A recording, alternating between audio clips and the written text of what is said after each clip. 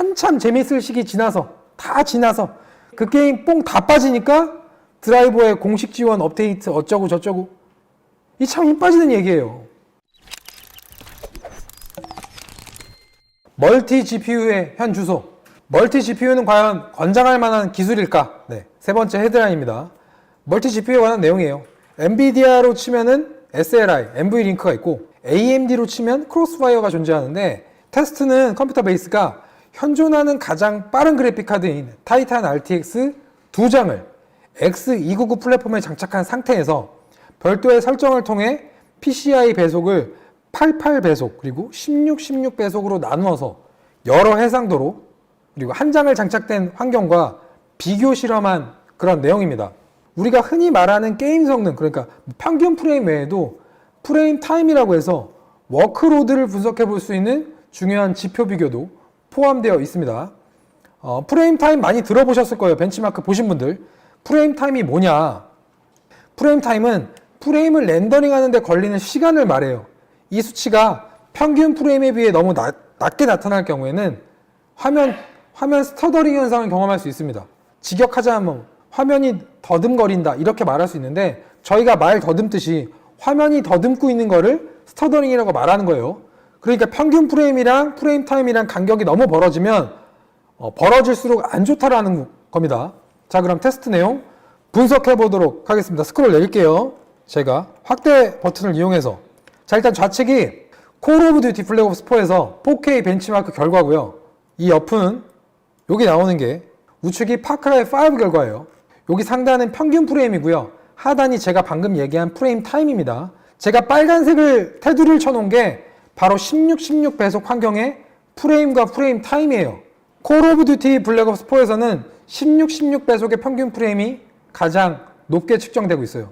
타이탄 RTX 단일 그래픽카드 구축이 76.2프레임이었는데 16배속 상태의 타이탄 RTX 멀티 GPU 환경에선 92.1프레임이 확인됩니다. 그러니까 단일보다 대략 21% 더 높은 성능이에요. 그리고 그 아래 이 주황색 그래프 바 보이시죠? 이건 88배속인데 82.7 수준의 평균 프레임이 확인됩니다. 이건 단일에 비해 겨우 9% 성능 향상이에요. 사실 멀티 GPU를 많이 장착해봤고 활용해봤고 이런 분들은 아시는 내용이 있지만, 그래픽카드 2장을 낀다고 성능이 2배로 향상되지는 않아요. 그래도 예전에는 한 몇 년 전에는 위쳐3 같이 아주 걸출한 타이틀이 이 SLI 성능을 상당히 많이 높게 보여줬거든요. 그래픽카드 2장에 대한 어떤 로망이나 2장도 괜찮구나 라는 것들을 어떤 시사했는데, 최근 출시된 SLI 지원 타이틀의 경우에는 보시다시피 성능 향상이 미비할 경우에는 이 차이 보이시죠? 파란색이랑 주황색이랑 9%에 머무는 경우도 있다라는 겁니다. 그리고 그 아래 이게 프레임 타임인데, 콜 오브 듀티의 프레임 타임인데 단일 환경 때보다 떨어져요. 파란색 그래프가 이게 단일이거든요. 근데 차트의 가장 위에 있죠. 결국 멀티 GPU의 구축은 스터더링 현상 증가와 매우 밀접한 연관이 있습니다. 특히 콜 오브 듀티의 경우에는 88배속의 경우 단일에 비해 프레임도 그다지 크게 늘지 않으면서 프레임 타임은 가장 저조하게 나왔어요. 그러니까 한마디로 이것만 봐서는 되게 별로 아니야? 이렇게 느끼실 수 있을 거예요. 옆으로 옮겨서 확대해서 보여드릴게요. 이게 파크라이 5입니다.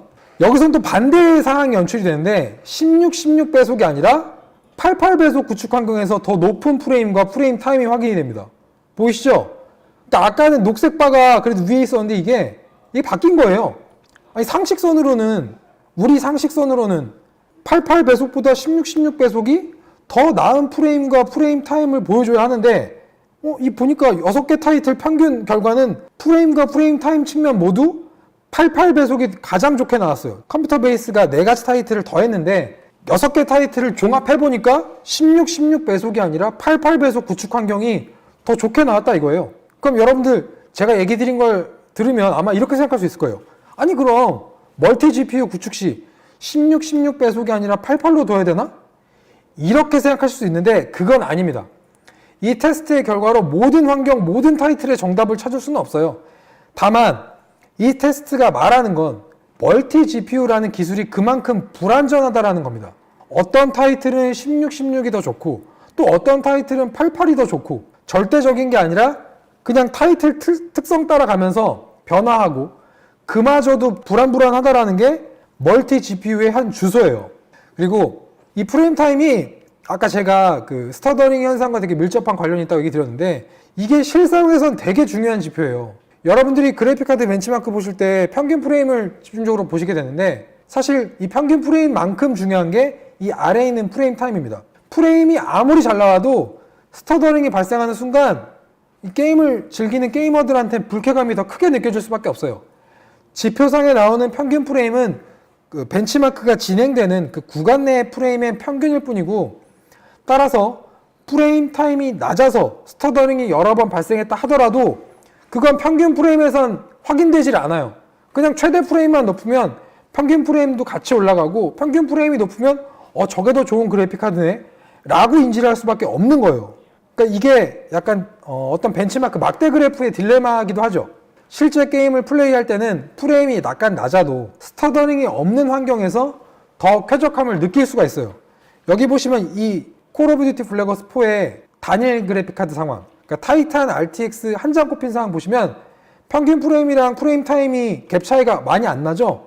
오히려 더 나은 게임 경험을 선사할 수도 있다라는 거예요. 이게 엄청난 겁니다, 여러분. 벤치마크의 큰 딜레마이자 벤치마크를 여러분들이 확인하실 때 여러분들이 평균 프레임만 보지 않고 프레임 타임도 같이 보라고 제가 권유하고 싶은 내용이에요. 이제 프레임 타임에 대한 이해는 어느 정도 되셨을 테니까 해상도를 높였을 땐 또 어떻게 되나. 이거 지금 4K거든요. 4K 해상도인데 5K에선 어떻게 되나 제가 한번 정리를 해봤습니다. 이게 해상도를 더 올린 5K의 결과입니다. 이 결과가 또 약간 재밌어져요. 5K에서는 아까 그 4K의 결과랑 또 다르게 16배속이 그러니까 4K에서는 88배속보다 못했었거든요, 분명. 근데 5K에서는 프레임과 프레임 타임 모두에서 16배속이 더 좋은 모습을 보여줍니다. 프레임이야 그렇다 치고 프레임 타임이 단일보다 좋아졌다라는 건 상당히 의미 있는 지표예요. 여기 보시면 프레임은 그렇다 할 수 있어요. 두 장이니까. 근데 프레임 타임이 아까 위에서 본 이 프레임 타임이랑은 많이 달라졌다 이거죠. 단일 그래픽 카드가 더 높았는데 지금은 두 장 16배속으로 구축한 환경이 더 좋게 나왔어요. 이게 상당히 유의미한 겁니다. 네. 멀티 GPU 기술은 한마디로 더 높은 해상도에서 각광받을 수 있다는 거예요. 실제로 성능 향상폭 자체를 보면 낮아도 32%, 높으면 무려 51%의 수준의 성능 차이가 나타납니다. 4K 환경과 비교를 해보자면 해상도는 조금 높아졌다고 해도 이 멀티 GPU의 효율이 2배 이상 증가한 거예요. 5K에서. 6개 타이틀의 평균으로 보면 16배속의 멀티 GPU 환경이 88배속의 멀티 GPU 환경보다 엄청나게 좋다 이렇게 말할 수는 없겠지만 어쨌든 4K 환경보다는 5K에서 16배속이 더 좋았기 때문에 아무래도 해상도가 더 높아지면 배속의 중요성이 생긴다.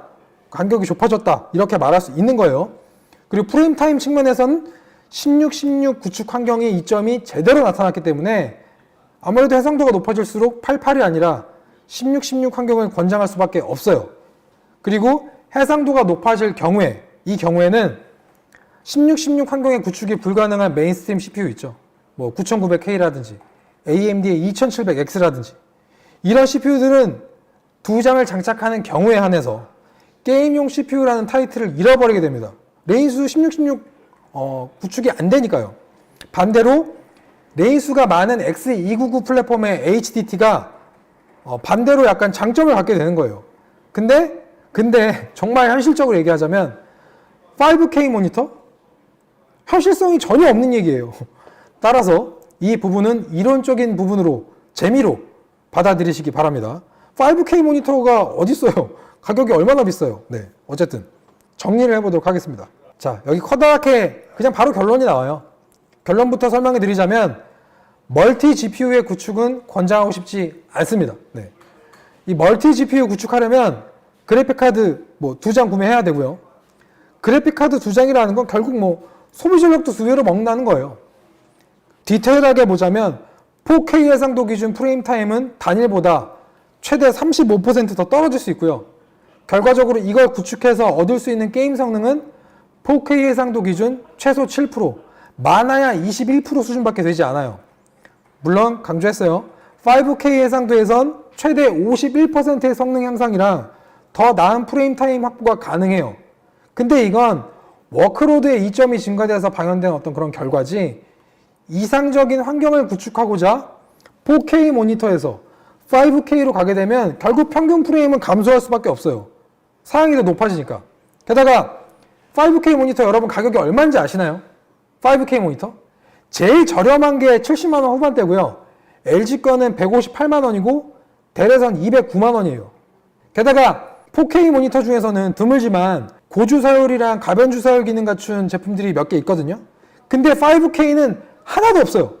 선택지 자체가 너무 한정적인 시장입니다. 따라서 지금 시점에서 멀티 GPU를 추천하고 싶지 않고, 현재로서는 가장 높은 등급의 그래픽카드를 사용한다고 해도 이점보다 단점이 더 많다고 판단이 됩니다. 이게 뭐 기술 자체가 불완전하다 보니까 88이랑 16, 16이랑 뭐가 더 나은가 이렇게 말했을 때 뭐 또렷하게 이걸 딱 부러뜨리는 답변을 못하게 만들어요. 이 기술 자체가 불완전해서. 게다가 멀티 GPU 구축 시 프레임 타임이 떨어지는 문제는 스터더링 발생으로 이어진다고 얘기 드렸는데, 스터더링의 카운터 같은 존재가 G싱크 모니터거든요. 결국 G싱크 모니터까지 사게 되면 또 예산 또 나가는 거예요. 돈 또 나가는 거예요. 비효율적이고 비합리적이라는 겁니다. 그래픽카드 한 장을 더 사고 모니터를 5K 모니터로 바꾸고 또는 4K에서 4K G싱크 모니터로 바꿔도 수백만 원 단위의 투자가 뒤따르는데, 얻어지는 이점은 고작 적게는 7%, 뭐 크게는 21%. 게다가 멀티 GPU 지원하는 게임 타이틀마저 한정적이고, 지원 자체도 출시와 동시에 이뤄지는 게 아니라 한참 재밌을 시기 지나서 그 게임 뽕 다 빠지니까 드라이버의 공식 지원 업데이트 어쩌고 저쩌고, 이 참 힘 빠지는 얘기예요. 너무나 많은 단점이 산재해 있다 보니까 결론은 권장하지 않는다 수준이 아니라 더 솔직히 말하자면 그냥 하지 마세요예요. 네. 두 장을 구매해서 더 나은 게임 프레임을 즐기실 거라면, 그리고 그 카드가 만약 2080이라면 제가 정말 도시락을 싸들고 다니면서 만류하고 싶어요. 하지 말라고. 차라리 그 돈으로 타이탄 RTX 한 장 구매해서 쓰는 게 훨씬 더 좋습니다. 그리고 타이탄 RTX 한 장으로는 도저히 만족이 안 된다. 그리고 나는 돈이 남아 돈다. 예산이 남아 돈다. 그러면 그때는 두 장을 고려해 보세요. 예산이 남아 도는 게 아니라, 돈이 넘쳐나는 게 아니라면 한 장에서 꼭 멈추시길 바랍니다. 네. 제 결론은 그렇게 정리가 될 것 같아요.